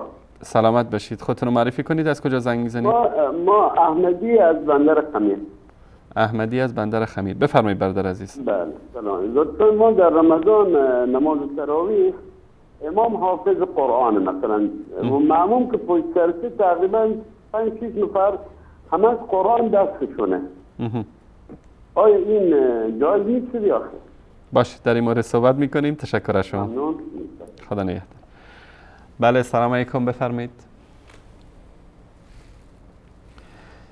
جناب استاد، ما بارها تاکید کردیم که در این برنامه ما دوست داریم که مراجع شیعه، علمای شیعه، کسانی که سالها فریب دادید شیعه رو با ملت بیچاره ایران رو با این دروغاتون که آهای امامت است و آهای خوردند و آهای غصب کردند و آهای دریدند و پاره کردند و سوزاندند و شکستند، بیایید مردانه دفاع بکنید از کتاب کلینیتون. این که صحیح ترین کتابتونه بعد از قرآن کریم. چرا پنهان شدید در حجره‌های حوزه علمی قم؟ بیایید زنگ بزنید دفاع بکنید. یک حدیثی رو که صحیح خوانده آقای مجلسی شما در مرآت العقول، بقیه که همه درب و داغونه. این حدیث صحیح شما در تعارض با قرآن کریم است. بله سلام علیکم، بفرمایید. علیکم. علیکم السلام و رحمت الله. ببخشید با استاد تهران میخواستم صحبت. بفرمایید، ایشون دارن صدای شما رو میشنون. خودتون رو معرفی کنید. از کجا زنگ میزنید؟ مسائل شرعی داشتیم. آقای سوالات شرعی رو من بعد از برنامه در خدمت شما. بعد از برنامه میتونید زنگ بزنید سوالات شرعیتون رو مطرح کنید برادر عزیز. بله سلام علیکم، بفرمایید. سلام علیکم، خسته نباشید. سلامت باشید. خودتون رو معرفی کنید. از کجا زنگ میزنید؟ من داوود هستم، از کرج زنگ میزنم. آقا داوود از کرج، بفرمایید. بله میخواستم با آقای انصاری، با آقای دهقان الان صداتون در استودیو داره پخش میشه. آقا داوود بزرگوار در رابطه با موضوع برنامه مطلبی دارید میشنوین. آقای انصاری شما خودتون هستین صحبت میکنید؟ بله جان بفرمایید. آقای انصاری اولا من واقعا خیلی خوشحالم بعد از من 20 سال دبیر آموزش پرورش بودم. رشته الهیات در دینی و قرآن درس میدادم. الان 5-6 ساله که از آموزش پرورش اخراج شدم. و افتخارم میکنم الان نزدیک به 2 ساله که به دین توحیدی اسلام واقعی پیوستم. الله اکبر. ولی متاسفانه خب از این طرف تمام خانواده و پدر و مادر و درست خیلی ها رو از دست دادم، ولی چیزی که پیدا کردم و انقدر هم بر این عقیدم استوارم اگه تمام دنیا هم بر علیه من باشن، تمام خانواده ترکم کنن، بازم حاضر نیستم. یعنی حتی در من بالای دار بره ولی از عقیده درستم که واقعیت رو پیدا کردم هیچ موقع دست بر نمیدارم. الله اکبر. و از شما هم تشکر میکنم از این برنامه‌تون، از همه چیز. و واقعا این چیزایی که میگین ببین حالا کسی از اینون شنیده باشه ولی من به یقین رسیدم که اینهایی که این چیزایی که درست کردم واقعا یه چیزی که برای اینکه مردم رو و متأسفانه یقین بدونین که مردم یه روز بیدار میشن. این دروغ‌های اینها چقدر میتونه دوام پیدا کنه، چقدر میتونن با امام زمان خیالی مردم رو گول بزنن. درست. و واقعا آقای انصاری واقعا تشکر میکنم از شما، از آقای دهقان، از شبکه توحیدیتون و واقعا بزرگترین خوشحالی باشید که بعد از چند ماه تونستم با شما تماس بگیرم. سلامت باشید. از دعاتون آقا داوود بزرگوار همه این سختی هایی که شما کشیدید، اینکه خانواده و نزدیکان شما رو ترک کردن، همین سختی ها رو رسول الله صلی الله علیه و سلم و اهل بیت و صحابه 3 سال در شعب ابی طالب کشیدن. نه با اونا تجارت میکردن، نه با اونها ازدواج میکردن، نه رفت آمد میکردن. این بشارتی است برای شما، چون شما در راه رسول الله صلی الله علیه و آله و سلم گام برداشتید. الله سبحانه و تعالی همراهی با رسول الله و اهل بیت و صحابه رو در بهشت برین نصیبتون کنه. سلامت باشید. واقعا استاد، واقعا ما هم دعا کنید، مطمئن باشید ما هم هر جا که بشینم تبلیغ ببین حد میگم از هیچ کس هم اباحه ندارم، ولی با سیاست و با درستی و مطمئن باشید تمام این کسانی هیچ کدوم دلیل منطقی ندارن. آقای انصاری از شما تشکر میکنم، واقعا که افتخار دادیم، واقعا خوشحال از آقای دیخانم واقعا تشکر میکنم. ان شاءالله که فقط اجرتون خدا بده، هیچ کس نمیتونه. متشکرم. آمین. تشکر از شما برادر عزیز. تشکر از شما. خدا نگهدارت. تشکر میکنیم از این برادر بزرگوار. جناب استاد با همین آخرین تماس شروع بکنیم. آقا داوود از کرج و قضیه این که بعد از اینکه هدایت شدن و پی به دروغگویی آخوندها بردن دوستان و بعضی خانواده، همون که سنت انبیا و اولیای الهی بوده. حرفشون منو بیاد جریانی انداخت که در مورد رسول الله صلی الله علیه و سلم هست. ابو سفیان قبل از این که مسلمان بشه و در زمانی که در زمان معاهده بودند، صلح کرده بودند با رسول الله صلی الله علیه و سلم، به روم رفتند و هرقل یک سوالی از ایشون کرد. گفتند که ببینید در میان عرب هایی که از مکه اومدن یک کسی رو بیارید که من میخوام در مورد کسی که ادعای پیامبری کرده اطلاعاتی رو کسب بکنم. پادشاه روم بره. پادشاه روم یکی از سوالهاش این بود: آیا از میان کسانی که تا حالا به دین او گرویدند کسانی هستند که دوباره برگشته باشند یا خیر؟ ایشون گفتم من به هیچ عنوان حاضر نیستم دوباره برگردم، این حقیقت رو در واقع من یافتم.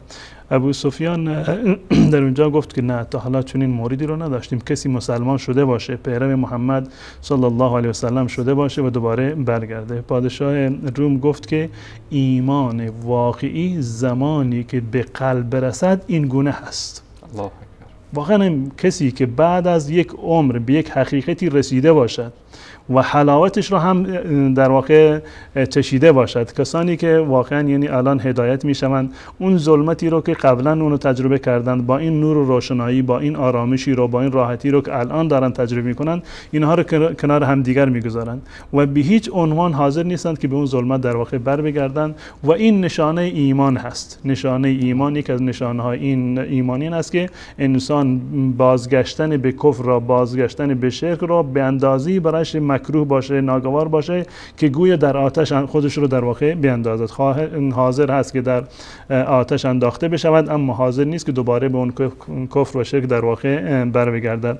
و نقطه جالبی که در مورد تمام این برادرمون داوود که از کرج بودن و تمام کسانی که هدایت شدن و خانواده هایشون رو در واقع از دست دادن، خیلی ها این مطلب رو صراحتاً بیان کردن در برنامه شما و در جاهای دیگر. یک انسانی که قبلا لاابالی بوده، نه شیعه بوده نه سنی بوده، نه نماز میخونده، نه روزه میگرفتهش، کارهای خلاف میکرده، ربا میخورده و هزار کار خلاف دیگر رو انجام میداده، اما خانواده‌اش هیچ گونه مشکلی رو باش نداشتن چون که شیعه بوده و اونو قبول داشتن. به محض این که این فرد مسلمان می شود یا به تعبیری به دایره اهل سنت و الجماعت برمیگردد، از این به بعد پایبند نمازش هست، اهل روزه هست و زکاتش و بقیه اعمال عبادی رو انجام میده، عقیده هست، درست هست و دوچار شرک نمیشه و در واقع فحش نمیده و ناسزا نمیگه، لعن نمی کند، انسان نرمال و انسان در واقع سالمی هست. الان میبینیم که تازه دشمنی‌ها شروع میشوند. زمانی که این فرد انسان ناسالمی بوده هیچ گونه دشمنی و مخالفتی باش نداشتن، اما به محض اینکه موحد می شود و پیرو خدا و رسول می شود، اخلاقش درست می شود، می بینیم که خانواده در واقع ترکش می کنند و این یک نوع بشارتی هست. شما رو اگر خانواده به خاطر این که دنبال کارهای خلاف می رفتید اگر ترک می کردن جای تأسف بود، اما الان که خانواده شما را صرفاً به خاطر این که موحد شدید، صرفاً به خاطر این که نماز می خونید، صرفاً به خاطر این که پیرو علی رضی الله تعالی عنه و پیرو واقعی اهل بیت رسول الله شدید، از فحش و دشنام دادن و ناسزا گفتن در واقع دوری میکنید، اگر به این خاطر خانواده شما را ترک بکنند، همون گونه که شما فرمودید، شما جزو کسانی هستید که در زمره مهاجرین بودند، انصار بودند، رسول الله صلی الله علیه و سلم، صحابه و اهل بیت ایشون فقط صرفاً به خاطر این که توحید الله متعال را در واقع قبول کردند، تمام سختی ها را در واقع بجان خریدند و در این راستا تا آخرش هم در واقع ایستادند. یک نکته جالبی حضرت استاد، یعنی بارها شده من با بعضی از دوستانی که تماس داشتم از موحدین یک نوع شکایت میکردن از وضعیتی که درش هستن. ما می‌بینیم که بهترین عالم، سید و سردار اولاد آدم محمد مصطفی صلی الله علیه و سلم، موقعی که یعنی به پیامبری مبعوث نشده بودن، در مکه همه به دید احترام بهشون نگاه میکردن، محمد امین میگفتن. به مجرد اینکه دعوت توحید و یکتاپرستی رو آغاز کردن و به پیامبری مبعوث شدن، همون محمد امین تبدیل شد به چی؟ به توهین ها و اهانت ها و دروغگو است و جادوگر است و فلان. حتی در وقت نماز خواندن میبینیم که میارن اون کثافت های شتر رو بر پشت پیامبر صلی الله علیه و سلم قرار میدن که حضرت فاطمه زهرا رضی الله تعالی عنها میاد اونا رو دور میکنه و به سختی. قضیه طائف که خون از بدن پیامبر صلی الله علیه و سلم جاری شد و سفر هجرت و احد و همه این مشکلات که در طول زندگی رسول الله صلی الله علیه و سلم شاهدش بودن. این یک سنتی است که دیگه ما چی دیدیم در راه دعوت و در راه اسلام؟ قطعا این گونه هست و ما نباید این انتظار رو داشته باشیم که ما مسلمان واقعی باشیم و دنیا 100% مخالفین به کام ما باشند و هیچ گونه گزندی به ما نرسد. از بزرگترین انسانهای روی زمین رسول الله صلی الله علیه و سلم گرفته و بعد از ایشون صحابهشون، هر کسی که به اندازه‌ای که ایمان داشتن به همون اندازه مورد اذیت و آزار و امتحان قرار گرفتند. رسول الله صلی الله علیه و سلم فرمودند که اشد الناس بلاء الانبیاء ثم الامثل فالامثل. بیشترین کسانی که در راه الله متعال دچار امتحان و آزمایش و بلا میشوند ابتدا پیامبران هستند و بعد از آن هر کسی که به پیامبران نزدیکتر باشد، هر کسی که ایمان قوی تری داشته باشد، درجه و جایگاهش به انبیا نزدیکتر باشد. سختی هایی رو که رسول الله صلی الله علیه و سلم تحمل کردند، بعد از ایشون بزرگان صحابه و اهل بیت تحمل کردند. حضرت جعفر رضی الله تعالی عنه سالیان درازی رو در واقع در هجرت در حبشه و دور از خانواده در واقع گذراندند. حضرت عثمان رضی الله تعالی عنه، حضرت ابوبکر، عمر و تمام بزرگانی که ما داشتیم.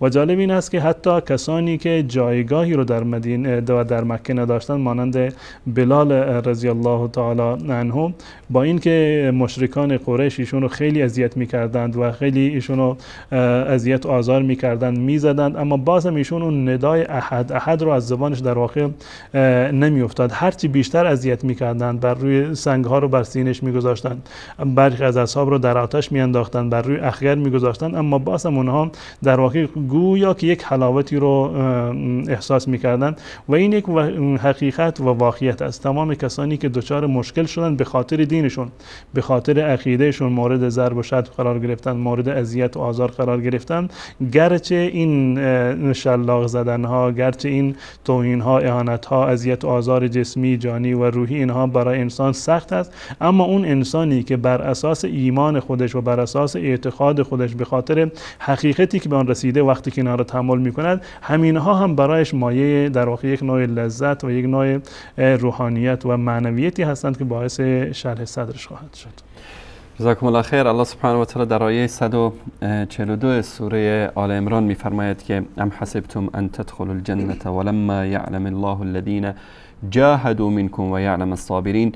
آیا پنداشتید که همینطور به راحتی وارد جنت میشین در حالی که الله سبحانه و تعالی هنوز کسانی که در راه دین جهاد میکنن از شما را معلوم نکرده و صابران را مشخص نساخته است؟ پس در راه وارد شدن به جنت سعی و تلاش و جهاد و صبر نیاز است. بله، سلام علیکم بیننده گرامی، بفرمایید. سلام عرض می‌کنم آقای انصاری. علیکم السلام. خودتون رو معرفی کنید، از کجا زنگ می‌زنید؟ جلیل هستم از ایران. آقا جلیل بزرگوار، در مورد موضوع برنامه اگر مطلبی دارید بفرمایید. بله سوالی داشتم از استاد، میخواستم بپرسم ببینم که آیا صحبت کردن با فرد دروغگو جایزه و باعث مفسده نمیشه؟ آقای محترم اگر شما کمی شهامت دارید، غیرت دارید، در مورد دروغگوی بزرگتون آقای کلینی سر صدا نکن، مثل بچه آدم صحبت بکن، سر صدا نکن.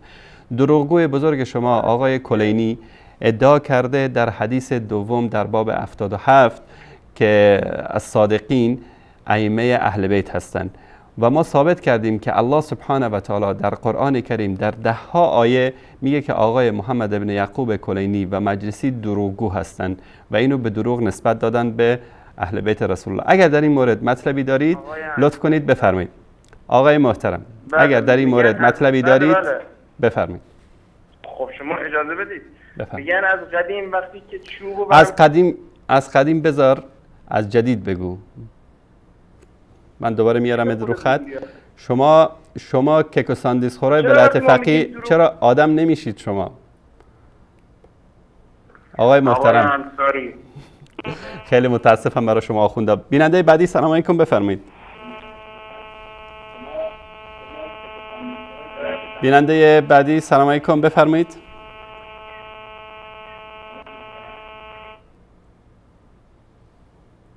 بله.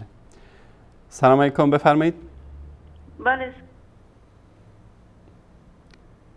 میاشید تماسشون قطع شد. واقعا جای تاسف است که مراجع شیعه حجج اسلام آیات اعظام چون نمیتونن با عقل و منطق و با بحث علمی صحبت بکنن دیگه میرن پیروی میکنن از آقای کلینی و مجلسی. بیننده بعدی سلام علیکم بفرمایید. تماس بیننده عزیزمون مشکل داره. بله سلام علیکم بفرمایید.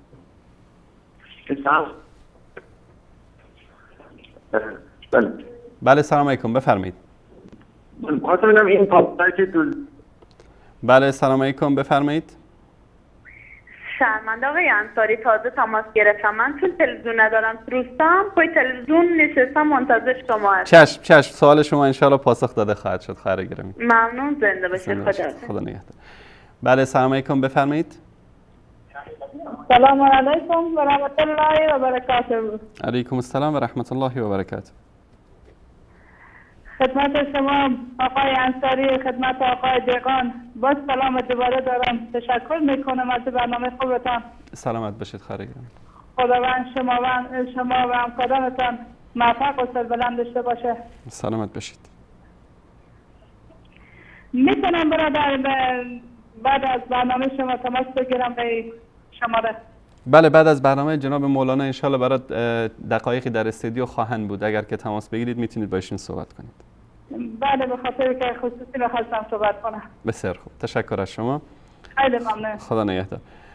بله سلام علیکم. بیننده بعدی. سلام آقای انصاری خوبی؟ سلامت باشید. خودتون رو معرفی کنید. از کجا زنگ میزنید؟ من کمال هستم از ایران زنگ میزنم. آقا کمال در مورد موضوع برنامه اگر مطلبی دارید بفرمایید.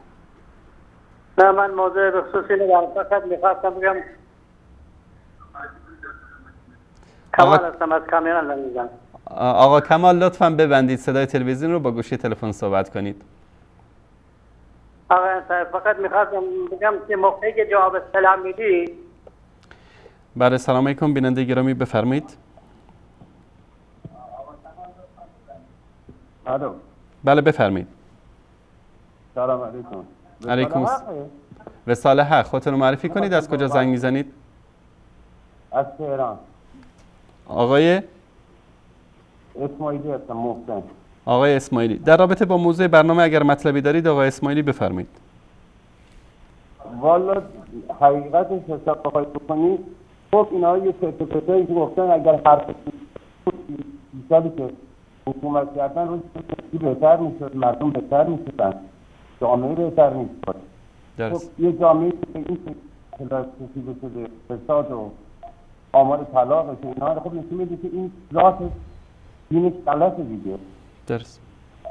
تشکر از شما آقای اسماعیلی. تشکر برادر عزیز. خدا نگهدارت. بله سلام علیکم. بیننده گرامی بفرمایید.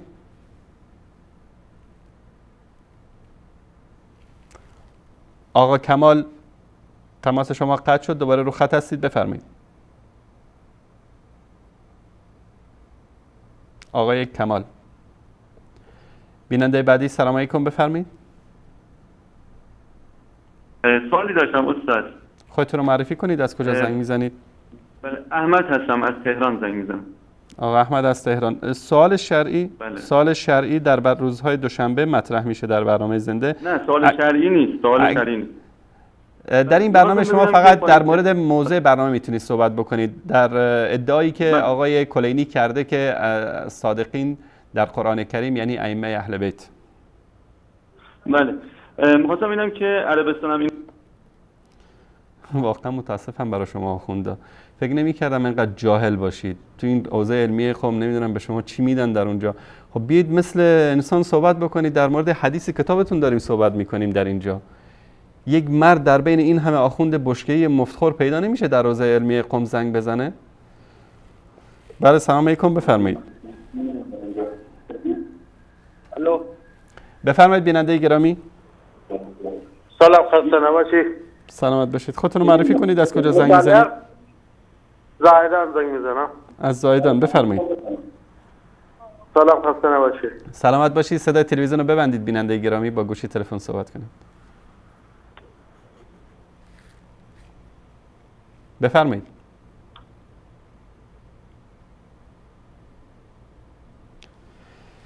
خب من عذر میخوام از بیننده عزیز. جناب استاد متاسفانه یا خوشبختانه بگیم ما که یک آخوند مرد پیدا نکردیم در این برنامه حجت بی حجت زنگ بزنه از دروغایی که کلینی گفته دفاع بکنه. به هر صورت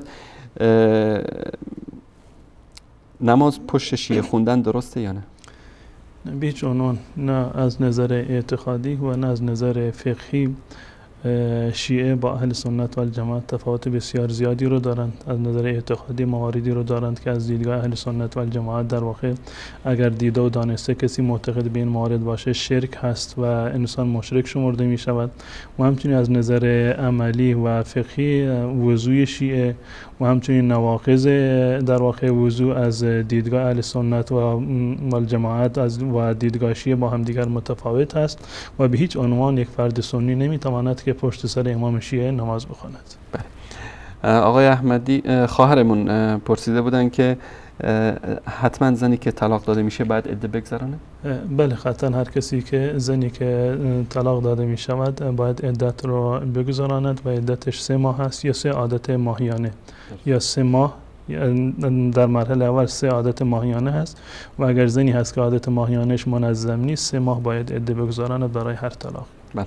آیا کسی که مطلقه است رضایت پدر و مادر در نکاح شرط است؟ به صورت کلی رضایت پدر و مادر بله شرط هست در تمام ازدواج‌ها، چه مطلقه باشد یا غیر مطلقه باشد.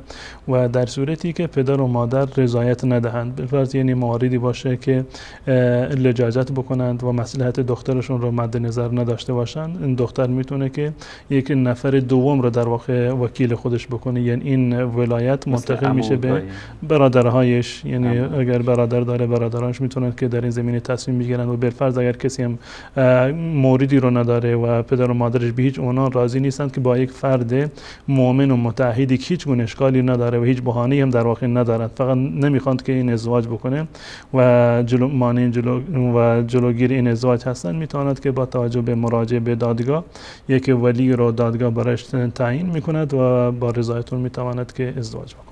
جزاکم الله خیر. آقای احمدی سوالشون اینه که نماز تراویح رو امامی که حافظ است میده، منتها کسایی که مقتدی هستن قرآن دستشون میگیرن. هیچ گونه اشکالی نداره در نمازهای نفل، حتی در نمازهای فرض هم اگر کسی پشت سر امام قرآن رو نگه داره و همزمان با تلاوت امام اگر بخواد که خودش ختم بر از روی قرآن هیچ گونه اشکال شرعی نداره. در این زمینه روایاتی ثابت هست من جمله از حضرت عایشه رضی الله تعالی عنها که امامیشون که بردشون امامت میکردند قرآن رو میگرفتند و از روی قرآن تلاوت میکردند، هیچ گونه اشکالی رو نداره. جزاکم الله خیر. سوال آخر، صحبت پایانی شما. صحبت پایانی بنده این است که من قبلا عرض کردم که ما هیچ گونه دشمنی با اهل بیت رسول الله صلی الله علیه وسلم نداریم، بلکه محبت با اهل بیت جزو ایمان ما هست. پیامبر ما به ما دستور داده و یکی از حقوق اهل بیت هست که ما باید اهل بیت را دوست داشته باشیم و ما تمام اهل بیت را ائمه شیعه را که در واقع خودشون رو به نسبت میدن به این ائمه 11گانهشون رو ما قبول داریم، انسان‌های صادق اونها رو میدونیم. اما مصداق کونو مع الصادقین ائمه شیعه در واقع نیستند.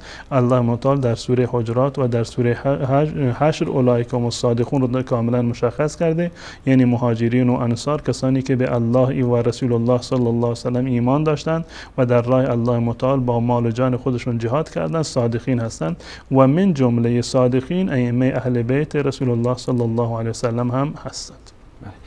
جزاکم الله خیر. الله سبحانه و تعالی در سوره مائده آیه 119 در اینجا احمد جان اگر که بتونین نشون بدیم میفرماید که قال الله هذا یوم ینفع الصادقین صدقهم.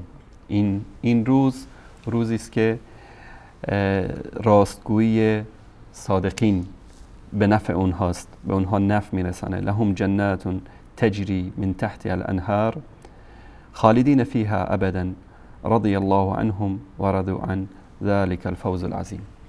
این صادقین است که الله سبحانه و تعالی در اینجا این گونه اینها رو وصف کرده، در روز قیامت وارد جنت میشن.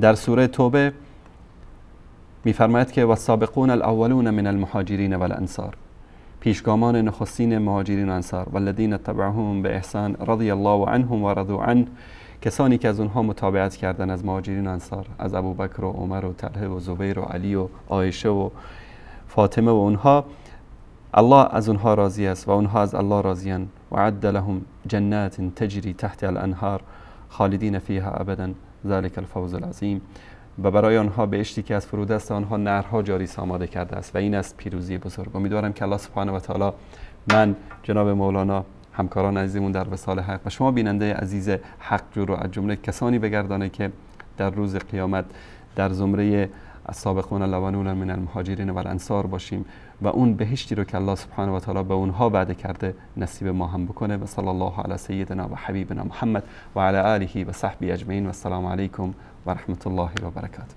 جزاکم الله خیر.